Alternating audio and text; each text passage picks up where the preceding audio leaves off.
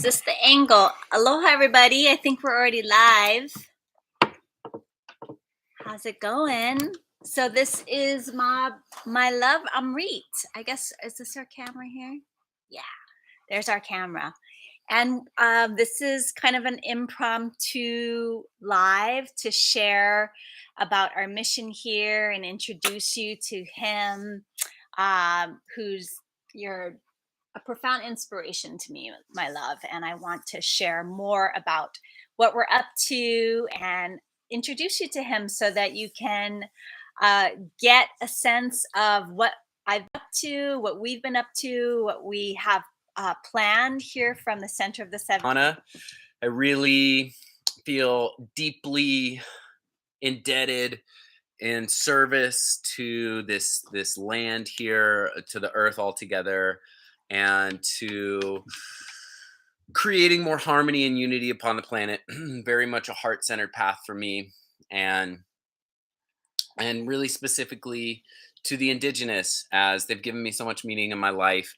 And so a big part of the inspiration of me investing in land and building out here is to create what I call an eco tribe. And I like to utilize that word tribe because I really believe in small scale sustainable units.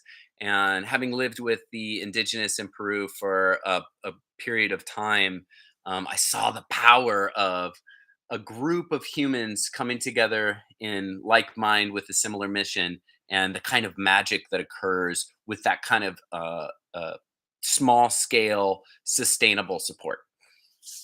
Beautiful. Yes. So we have joined forces on a lot of levels. And I moved in here going on 2 months now, 2 months ago. And this has been a dream that I've held in my awareness, especially in the last 3 years, to live sustainably, to live off the land, to create community, and to be self-sufficient and unplug from the old way that is crumbling and dissolving, and the opportunity that each of us have to open up to our full sovereign power to be creative authors during this time of great upheaval and awakening on the planet. And I believe, and we believe, that we came here for this time. And the people that Amrit and I love to play with and are welcoming into our community, both here locally, here on Moku o Keawe and the Big Island of Hawaii, and also globally through the power of the internet, coming to you live from our homestead here. And we're going to be doing a lot more of this, is to call in the tribe. Like you said, it's a gathering of the tribes. It's a time where we're finding the others, and we're coming together in like heart, with like intention, and finding the pillars of light, these points on the planet, and within our own local community of people who are feeling the same call, and maybe have felt isolated, or felt a lack of resources, or just maybe not inspired enough to kind of look out beyond their own kind of heads in the ground, just trying to survive and make it in this old way that is no longer sustainable, and frankly artificial. And I know you have a lot to say about this. What's your sense about this? Just the point where we find ourselves in humanity's evolution. I like to give context because he's done a lot of, like he said, living with the natives who have there's a lot of similarity with these prophecies and native ways, and the spiritual traditions that are all similar. So what are some of the themes that you're seeing like kind of come to a head right now from humanity? Yeah, well, I think there was a lot of important points that you made there, and I'll just speak towards the unique difficulties that we're experiencing upon this planet. And Just to be really frank, we cannot continue to kill our planet and to kill each other and to neglect the sentience that is our elements, the elemental kingdom, which is really primary to our being. We need the minerals, we need the water, we need the air, we need the sun. All of these elements are primary to our being. So, if we're in service to these aspects of our creation, they will be in service to us, as well as all of the sentience in our biology, as the plants and animals, the microbes. I mean, really, the importance of the soil, these kinds of things.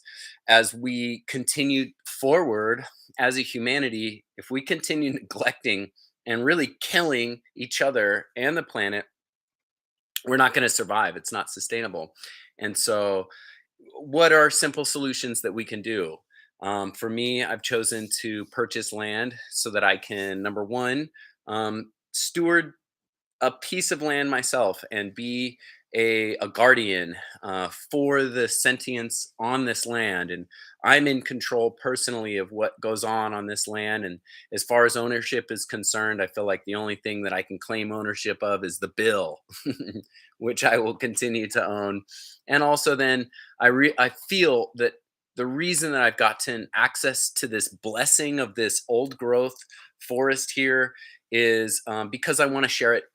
And in my experience in traveling all over the Americas and living in multiple different versions of um, generally 501c3 nonprofit volunteer based communities, all of which were very much grounded in sustainability. So, permaculture, farming, growing your own food.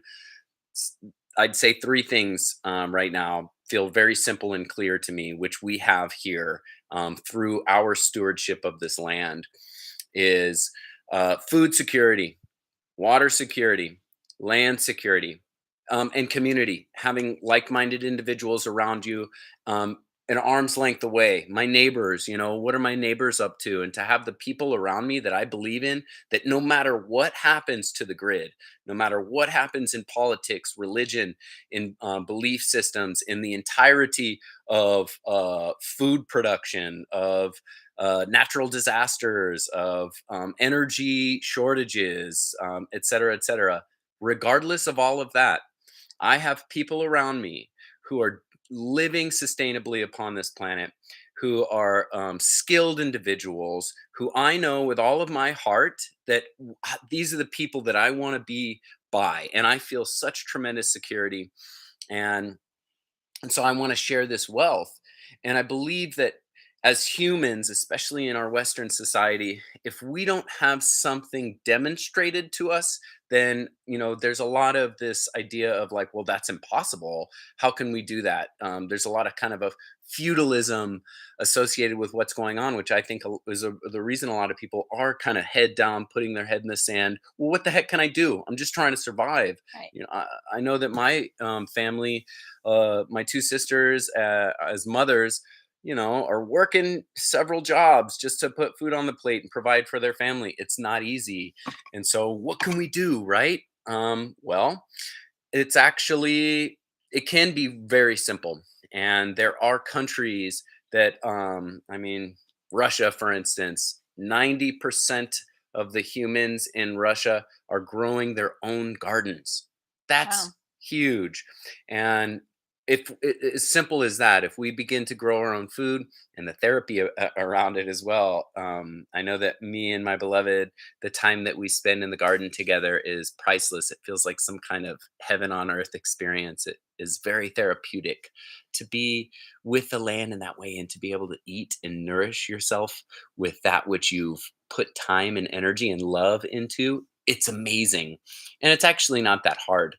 Um, so, as an experience of living on this land, I have more leisure to be able to create. And living in community, I noticed the same thing. And living with the natives, it was unbelievable. They had the leisure was the number one resource that they had. They lived in an incredibly leisurely state. There was no such thing as time. In other words, time was their own. If I'm tired, it's time to go to sleep. If I'm hot, time to find some shade. If I'm feeling energized, time to go do something. And so they had this space of organic time that was very stress free. I'm not saying there was zero stress, but compared to our modern society where busy is good, oh, good thing you're busy, good thing you're staying busy. um, I really value this kind of a firsthand experience. And so to bring that all around, the idea of offering a physical model where people can come and experience and we can demonstrate that we can live in harmony with the planet, that we can live in harmony with each other, that we can have all of the comforts and commodities to an incredible degree. And not only that, but we don't need to go out there so much and consume and be dependent upon this corruption, which, quite frankly, is killing in the name of progress. What progress? Where are we headed? Do we see a vision globally for humanity? Why are we progressing so quickly to fly off to another planet? Well, what about what we've got here? Where are we headed? Why are we headed there? And I think these kinds of questions are of critical importance. And I don't I I don't believe there's a one answer fits all.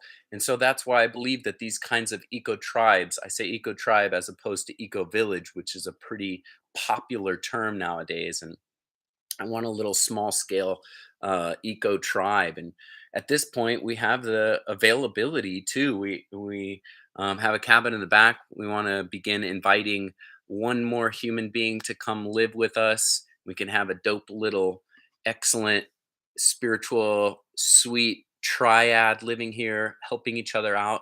And my main vision with this then is, like I said, to gift other people a demonstratable experience that they can take with them, you know. And also then um the other main factor that I am focusing on here, which I've noticed for myself, is a landing and a launching pad. Mhm. And a lot of these 501c3s, which I mean really truly are being used as tax evasions. Um, it seems like an outdated model or an outfit that no longer fits the current growing body of consciousness. And often I noticed the most sincere and devoted individuals in these 501c3 volunteer based communities, um, people who had been there for 15 years or 30 years or more, um, if anything ever happened and they needed to leave, they didn't have anything, any Mm. resources. And so there was this odd kind of almost slavery s- situation to them, to where if you're living out in the middle of the mountains in Peru with a nonprofit for 15 years, you're not making any money. How do you get out of that if you ever wanted to? And so I don't want to be naive in thinking that that's an easy task, but it is my goal and it is my mission and an aspiration for me as an ideal to be able to create a landing and a launching pad. I want to create an atmosphere where people can come land here and launch. And so not just land somewhere and not be able to gain resources. I want to have a sustainable generative arena where people can ground deeper when we land, and so that we can launch further, including ourselves. So just by having her here, with the animals and the food production that we've got going on, I have the ability to launch even further because we have our small little tribe here growing. And so as I have to spend less, and instead of having to make more money to pay for more gas, to buy more groceries, to go out there and continue consuming and being dependent upon a system that is quite literally corrupt. Um, I'm able to save my resources when I come home, so that when I come home, I can ground in deeper. I don't have to spend as much because I have food growing here. I don't have to leave as often because I have everything that I need, as we're totally and completely off grid. Again, with the necessary commodities to be more than comfortable in an incredible heaven on earth experience. And that gives us the ability to assist each other in being able to launch even further so that we can spread this message. And that when we come back, again, I can really ground in deeply and really restore myself and nourish myself in a way where all of the resources that I gain when I'm out there launching, I can come back and keep those resources and invest them and continue investing them here. And so I want to shower that blessing out to others. And in the ideal of, we have this physical platform. And so if you have something that you love to do, I believe everyone does. I know everyone does. Then I believe that's what you're here to do. And the more that we support each other in that manner and give each other the platforms that we have, the resources, share these resources that we have, the more that we're contributing to that dream, that genius code, that genetic aspect of you that is that unique signature that is only yours, that I believe you came here to express, to gift. Then we want to provide this space for others as a platform to be able to launch their dreams. I mean, really that simple. How can we support each other? And again, I don't want to be naive and think that um, we're saving the world, though I do want to make an effort to do something, to contribute. And that's something simple and easy. How can I? How can we support you with the platform that we have to be able to launch your dreams? And when I was living in these communities, that was the real beauty of it, is they'd see something in me and they, oh my God, that's cool. What a unique little thing that you do. Really? Oh my gosh, I just naturally do that. There's something here. Yeah. You know what? Go ahead and get up on stage tonight and we'll support you. We want to see what you can do. Oh my gosh, cool. So now I have support and then I get to live my dreams. And oh my gosh, I can do that. Maybe there's something to this, and actually start generating a little bit of resources around it. And again, I don't think we need that much to survive. If we have our healthy food, if we have our water, if we have safe sanctuary in a land space, really being immersed in nature, and our loved ones around us, talk about heaven on earth. What more do we need? And I think finally, then, to wrap all that up into a concise statement, vision, and mission, with the difficulties occurring upon the planet, I am grateful because as things get more and more corrupt and in our face, uh, there's less question that change is needed. Mhm. And so I know that without sufficient motivation and pressure outside of me, I might not have the necessary fire to want to really make some change. And so at this time, there's a certain kind of polarity that's occurring right now. And I know that I have a strong aspect of my warrior rebel heart that wants to love in a massive way, that feels unsatisfied on a deep spiritual level with what's occurring on the planet, outraged even um, ab- at the atrocities that are occurring. And so instead of fighting, I want to awaken that warrior aspect of my being to create purpose and to open my heart bigger and to offer from a space of vulnerability, and to offer from a space of openness and receptivity, especially as a man who has a lot of fight.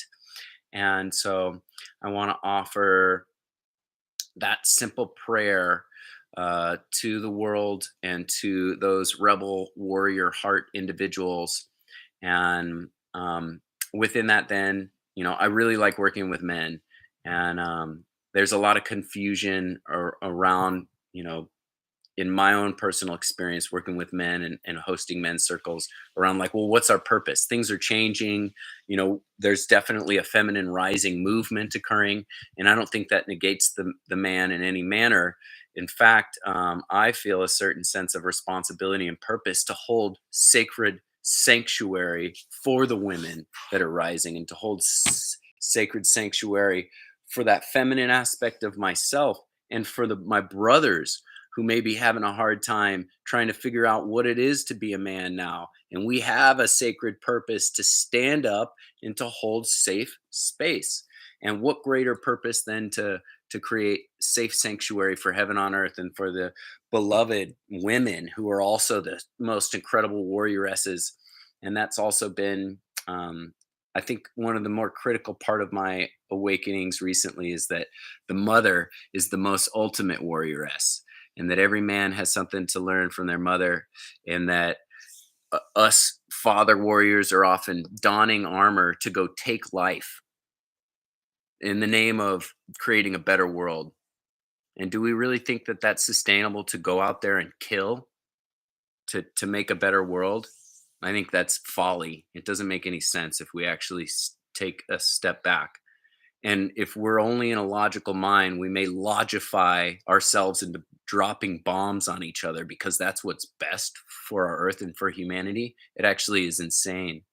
And so, by opening our hearts and by giving men a sacred purpose to hold space for that feminine, that mother archetype that is goes through unbearable pain, goes through a monthly cycle, and births more life upon this planet, that every man has something to learn from that mother warrioress who breathes through unbearable pain to create more life, not to don armor, be hard, and take life. And so I feel a really strong purpose and mission within that ideal. And I just want to speak towards um, our launch here. We've got a lot of things going on. I have a 16,000-gallon water tank.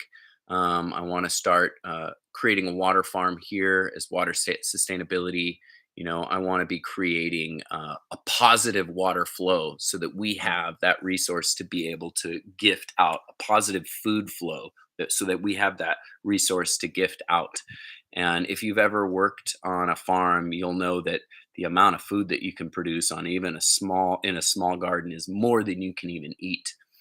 And so if we can begin contributing in our own spheres to the greater whole, rather than consuming and consuming, that's the change that is practical, that's within our hands, that's within our ability to control.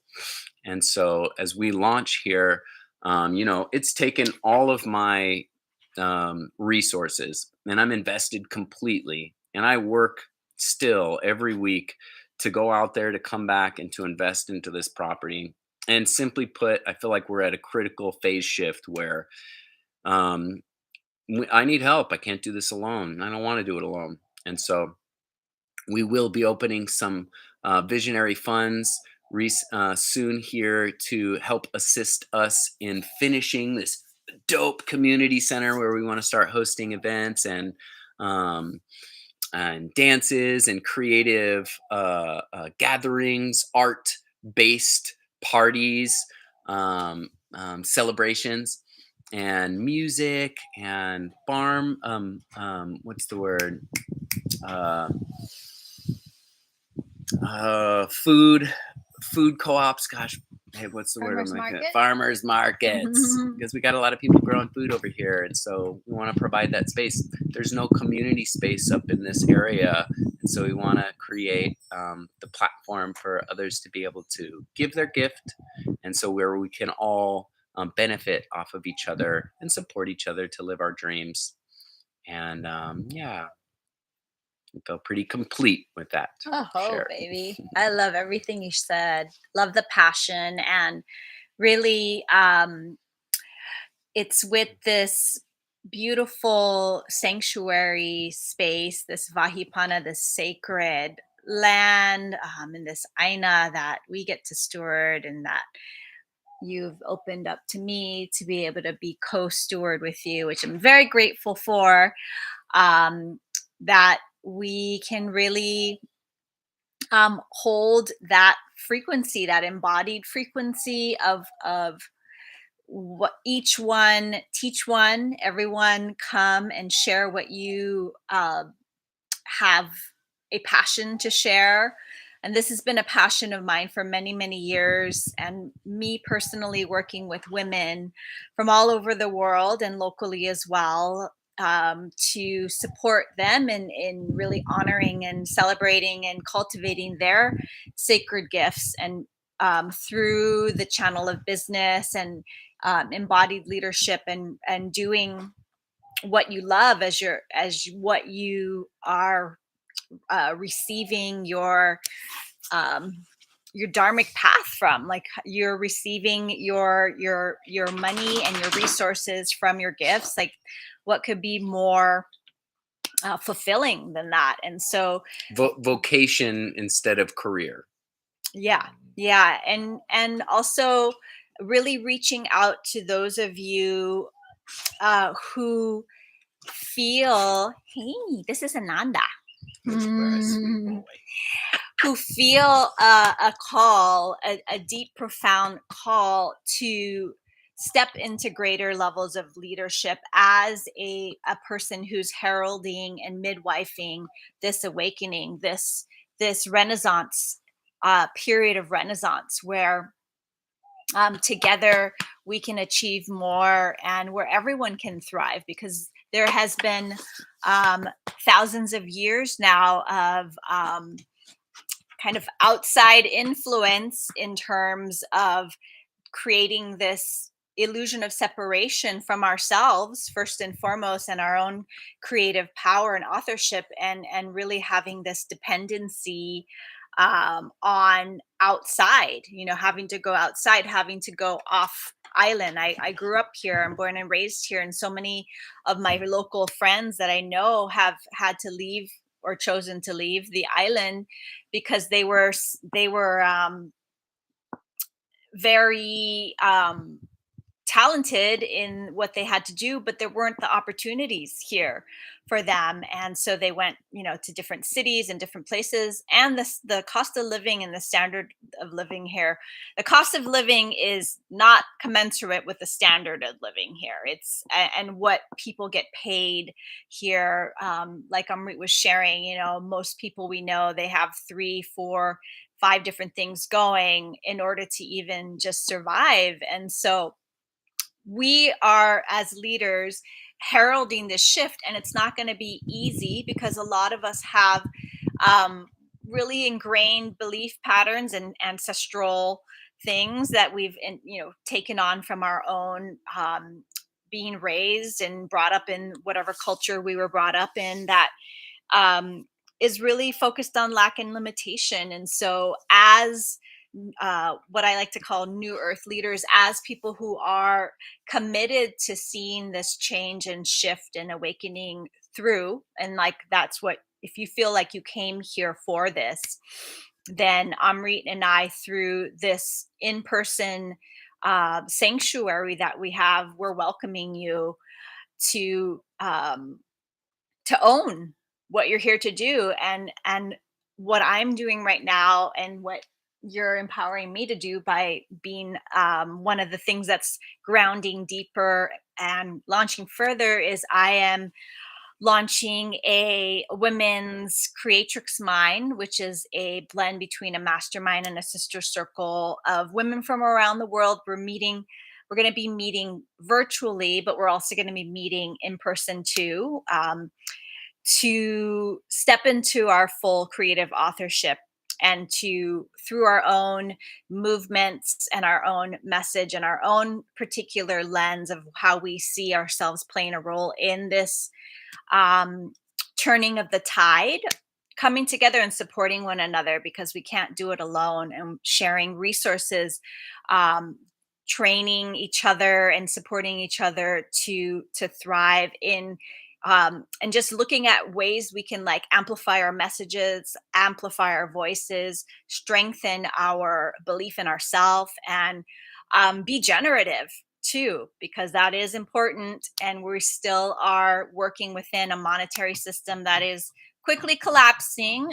So finding creative ways that we can feel resourced and supported through trading, through bartering, through exchangings of goods and services. And, as we make this shift, like we are really at the vanguard here of finding new ways, new and creative ways to thrive together. So if you're interested in any of what Amrit and I have shared, Amrit is also an amazing musician and really has a message of everything he shared that is like in his music and in his, it's kind of like storytelling performances.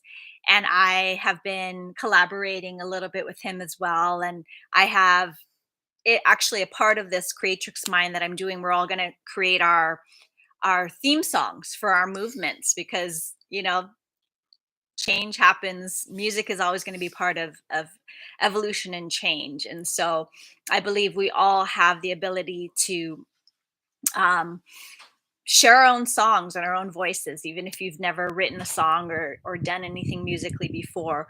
But just creating these awesome experiments in creative authorship is really what we're all about. And so whether you want to do this in your local community, which we highly encourage no matter what, and or you want to grow a presence online and on the global stage in the global arena, Or uh, both. and both, and because I believe in both, and then hit us up. Let us know how you'd like to participate and get involved with our visionary fund that we're launching. Come to any of the free offerings we're going to be hosting virtually. And if you're on Hawaii Island or can get here, definitely get on our mailing list, because that's going to be the best way to stay in touch with us and know about all of the beautiful things we're creating. And keep watching our videos, because we're going to be sharing more content. And I really am digging YouTube as a primary content platform. So right now, just please go ahead and subscribe to this channel and leave a comment. And if you're watching this on some other method or form, then definitely just reach out to me, support at dewimailelim.com. Check out, Click the like button. yeah, and check out Amrit's music, bit.ly/Amrit Laird. All of the links will be down below. And let us know if you want to join our mailing list, and we'll keep in touch. And really, our mission is to support you and assist you in yours, because we believe in you. And if you're watching this and listening to this, then there's a reason we are crossing paths. And now is the time for collaboration over competition. So if you have an island of light, a place on the planet where you are stewarding, where you have a similar vision, because we know we're not alone in this mission and vision. There is a collective awakening happening in the heart space is really awakening and coming alive, and millions and millions of people around the world. So we know you're not alone. We're not alone, and we want to connect with you and support you in what you're doing as well. So just reach out and let us know how we might be able to collaborate. And yeah, let's do this. The time is now. We came here for this, and I'm just so grateful for you, my love, that I get to do this in partnership with you, because this is like really a dream come true, and I am so eternally grateful. I love you So much. Thank you. Guys. She's such a beautiful angel. I love everything that you say, and I'm so grateful for you. Mm. And I really want to close this out with exactly as she just said. We're here to support each other, and we're here to support you. And just in that same manner, I really believe that this is a really simple turnkey unlocking that all of us have for each other from our heart space, like minds, like hearts. If we support each other, we're not alone. We're not alone in this. And I think that's such an important critical factor now with everything going on. Often it feels like it can be easy to feel overwhelmed and isolated. So just know that you're not alone, that we're not alone. And we're all here to bridge the gap together, the apparent gap between whatever this and that, all of the polarization nowadays, masculine, feminine, etc. We're all in this together, and the more that we support each other, the more that it's an easy accomplishment. And as we all do our part to make some sort of difference and to support the things that we believe in, the more that we're investing our time, investing our resources, investing our money into the future that we seek. And so on that note, just the same, we also need support in our vision here. And so that's a part of this reach out right now, is to continue passing the baton and supporting each other in all of the ways that we're capable of. Thank you, everyone. Aloha, hui ho. And remember that heaven and earth begins in the still point of your own heart. And you are the change you wish to see in the world. And it all starts with one step. And reach out to us, please. All the methods are below. And we love you. And we'll tune in again soon. Aloha. Aloha. Yay.